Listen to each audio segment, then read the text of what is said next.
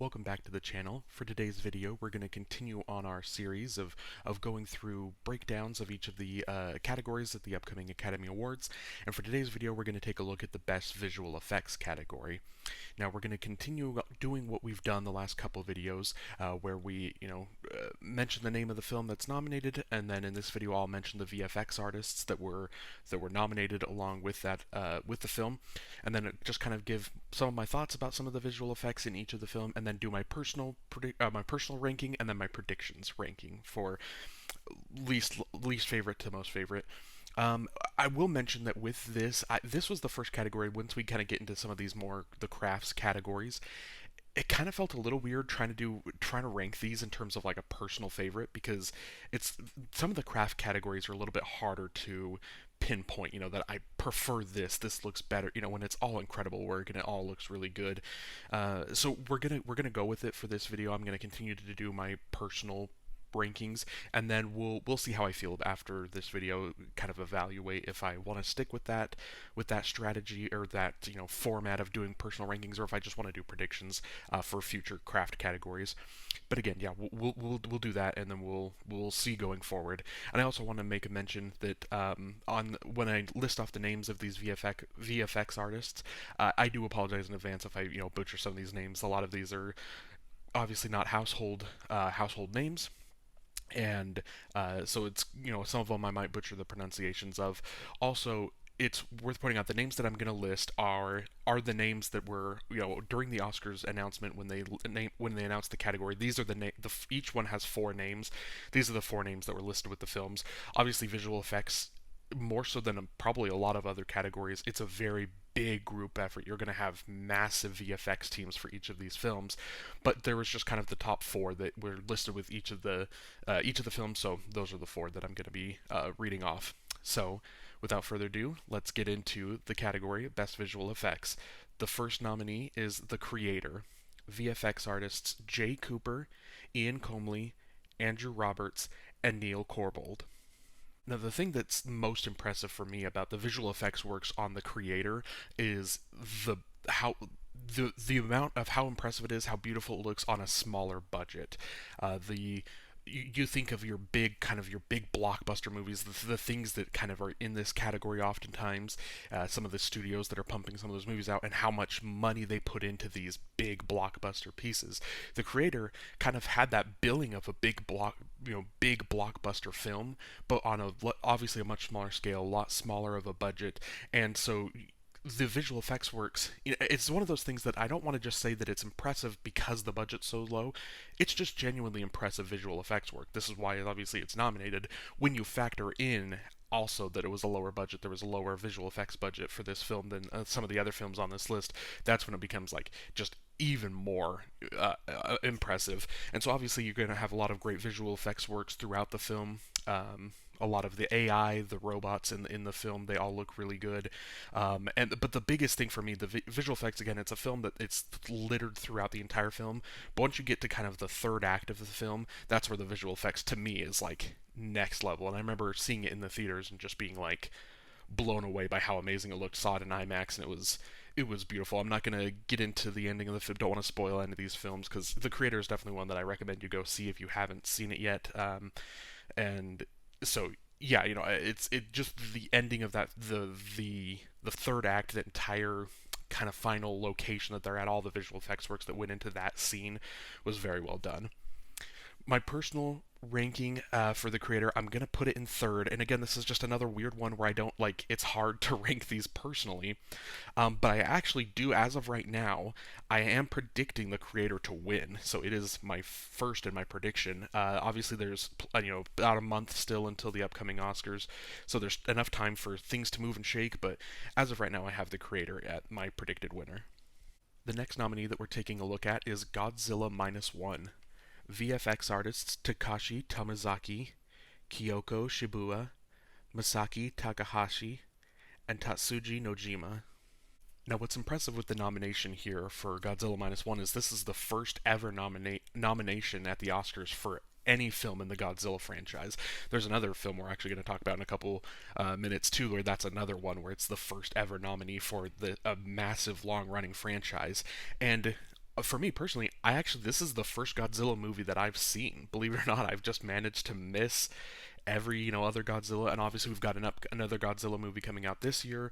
I'm more kind of an American that franchise that's been going on, and so I will this year I'm gonna get into a lot more Godzilla. I don't know if I'm gonna go all the way back and go back to tracing his origins, but I'm gonna get into the Godzilla a lot more this year, and but again, this it doesn't, from what I've heard and what I've seen about previous Godzilla films, it doesn't surprise me that this franchise hasn't necessarily been an Oscar darling, hasn't been something that's gotten a lot of nominations in the past, but this one, seeing it, absolutely, I was in the theater watching, being like, this has got to get, this is gonna get a visual effects nomination. And it was a little touch and go there for a little bit. It missed a lot of precursors that it needed, but ultimately still kind of pulled through at the end, and still got that Oscar nomination.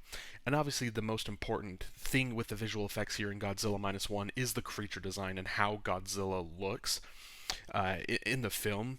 But what I think is actually the most impressive part about Godzilla Minus One, the film in general, is obviously Godzilla does play a big part of the film. Like, don't get me wrong, but the film itself is so much more kind of like a personal, intimate journey. You're following the human characters, and obviously Godzilla is kind of in the background doing their thing. And when it does pop on, because it's such limited screen time when Godzilla is on screen, that it makes the VFX works that went into it. It makes you appreciate it so much more because of just how beautiful Godzilla really looks on the screen, like how real it looks and how just massive, and it's just very impressive. But I think that works especially well because of how well the story altogether works. And it's honestly, if you haven't seen Godzilla Minus One, I think it's currently, I think it's kind of in the limbo state of, it's out of theaters, but it's not quite yet on streaming. So hopefully in the next month or so before the Academy Awards, you can find an opportunity to catch Godzilla Minus One, because truly it was a phenomenal film. One of my honorable mentions of my favorite films of the year last year.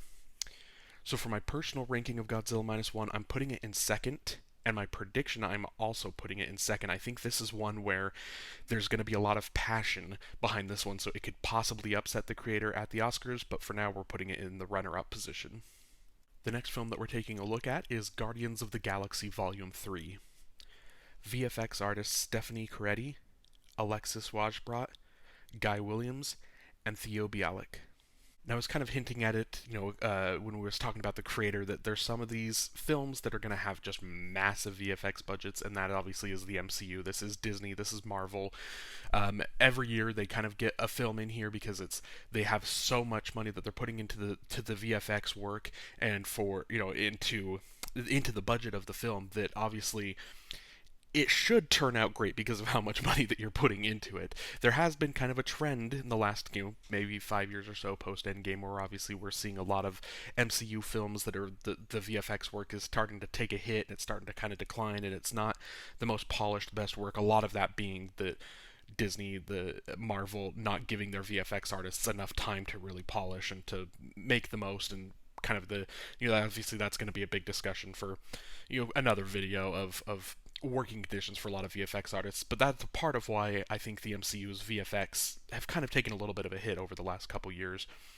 And so I don't know if I'm just maybe judging this on a broken scale of, it looks really good for being a Marvel movie, but I really love the visual effects works in Guardians of the Galaxy. One of, I believe it was just 3 MCU movies that were released last year, and this is head and shoulders just way better than the visual effects works in the other 2 MCU movies from last year. Obviously, the Marvel, the MCU, everything in the film, it's all a lot of visual effects works, right? A lot of VFX. But for Guardians of the Galaxy specifically, especially Volume 3, the biggest thing for me was the animal designs. Obviously, you get a little bit more time with Rocket, especially, but then Lila, Teefs, Floor, and then Cosmo. Those are kind of the main kind of animal characters that you're spending a little bit more time with. But then, obviously, in the third act, there's a lot of animals at the end that's the big part of the work. But obviously, again, with Guardians of the Galaxy and with a lot of things in the MCU, there are some practical sets. A lot of it obviously is green screen, and so then it's like CGI work that's being put in. But there are some practical effects, and with Nowhere, like the the planet, the spaceship that they live on. Again, a little bit of practical, practical sets that they're on, but a lot of it is CGI. It's VFX that are used to enhance that world that they live on. And so for me, Guardians of the Galaxy, I think. Again, I don't know if I'm just judging this on a broken scale because it looks good compared to everything else that Marvel's been putting out, but I really loved the visual effects works that Guardians of the Galaxy Volume 3 brought, especially when it comes to the animal characters. So my personal ranking of Guardians of the Galaxy Volume 3, I'm putting this in first. For my prediction, I'm actually going to put it all the way down at fourth. I think this would be a tough year to, I think, to honor Marvel again, because we mentioned that the superhero genre itself feels like it's kind of dying, and a lot of that is because of the visual effects works. The films haven't looked as good as they have in the past, and so for that reason, even though Guardians of the Galaxy Volume 3 does look good and it is nice that it got nominated, I think it's going to be tough for a lot of people to kind of vote for it, so I have a hard time seeing it get the win here at the Oscars on March 10th. The next nominee that we're taking a look at is Mission Impossible: Dead Reckoning. VFX artists Alex Woodkey, Simone Coco, Jeff Sutherland, and Neil Corbold. And I brought it up when we were talking about Godzilla that there was another film franchise coming up, that this was going to be their first Oscar nomination, and it is here. The Mission Impossible franchise not only got its first Oscar nomination, but it got its first two Oscar nominations, as it's also nominated for sound design. So a long time coming for this franchise to get some of this Academy Awards recognition. For Mission Impossible, the biggest part of the visual effects works is just obviously it's during all of the action scenes, right? It's during, there's the obviously the train sequence at the end of the film. There's the car chase sequence kind of in the middle of the film. And a lot of the villain of the film kind of being AI. There's a lot of kind of the visual effects that's kind of going into that as well. So there's a lot of the action sequences where the visual effects are really coming into play here and enhancing the film. And I think that the key thing for when you're talking about Mission Impossible, obviously you're going to talk about Tom Cruise, you're going to talk about him doing all of his own stunts, and while it's true he does do his stunts, obviously not to the degree that the film portray some of them. So while he is doing impressive stunt work, the visual effects being tacked on to his stunts, making it seem like a grander scale stunt that he's doing, or making it, seem more impossible, if you will. What the stuff he's doing, I think that's what the visual effects work that really elevates his stunt work, when those two kind of go hand in hand to create breathtaking scenes and sequences in the film. That's what's really impressive to me, and that's the visual effects work. That's why that's getting this Oscar nomination. For my personal ranking, Mission Impossible: Dead Reckoning, I'm putting it in fourth, and then my prediction, I'm going to put it in fifth. I kind of have a little bit of a hard time seeing this. This is the one I have the hardest time seeing pulling off the upset win. And the final nominee that we're taking a look at in Best Visual Effects is Napoleon.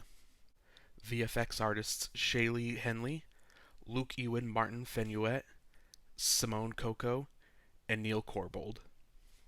Now, for Napoleon, a lot of the visual effects works that I really loved and again, I'm going to put in the description of this video, I'm going to put links to different YouTube videos where they kind of go over some of the visual effects works. For Napoleon, a lot of it was kind of the layering visual effects, where they have multiple visual effects shots, or they take multiple shots of one take, and then they layer all of this VFX work on top of each other to create the fuller scene.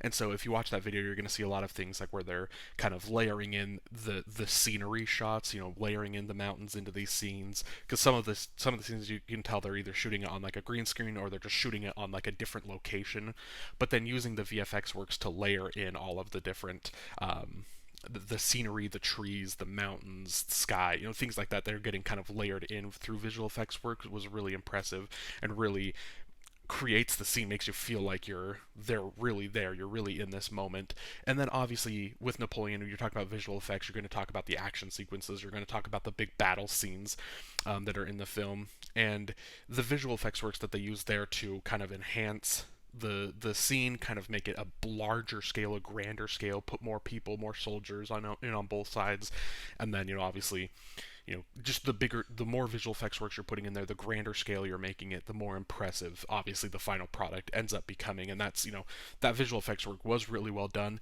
and that's where Napoleon gets that Oscar nomination. For my personal ranking, I'm obviously going to be putting Napoleon in fifth, and then for my prediction, I'm going to put it in third. I think Napoleon is was kind of a surprise where it got a lot of Oscar nominations, a lot more than I thought it was going to get. Ultimately, ended up getting, I believe, three nominations. Ended up getting more nominations than one of the Best Picture nominees. So, obviously, Napoleon was a little bit more liked in the Academy than a lot of, like me and some other people didn't love Napoleon as much, but obviously, especially in the craft categories, it was really appreciated and really loved by the Academy. And that's it. That's the best visual effects category. Let me know down below in the comments which films or which film you want to see win, which films, kind of the order that you liked the visual effects in, and then also let me know your prediction of who you think is gonna win, and then let me know if you thought there was any snubs in the category. In years past, usually there's multiple kind of superhero movies that get in, but again, I mentioned this was kind of a little bit of a down year for Marvel, and then DC, I believe, had four films came out, and a couple of them got shortlist mentions, but didn't necessarily have really any buzz that could carry them through to the ceremony. But yeah, just let me know any films that you thought that should have been in this category, and then also just let me know down below as well what categories you want to see me look at next and do these category breakdowns. And we're going to continue making our way through, especially right now. Probably a lot of these craft categories is the realm that we're in right now. So thank you for watching and have a great day.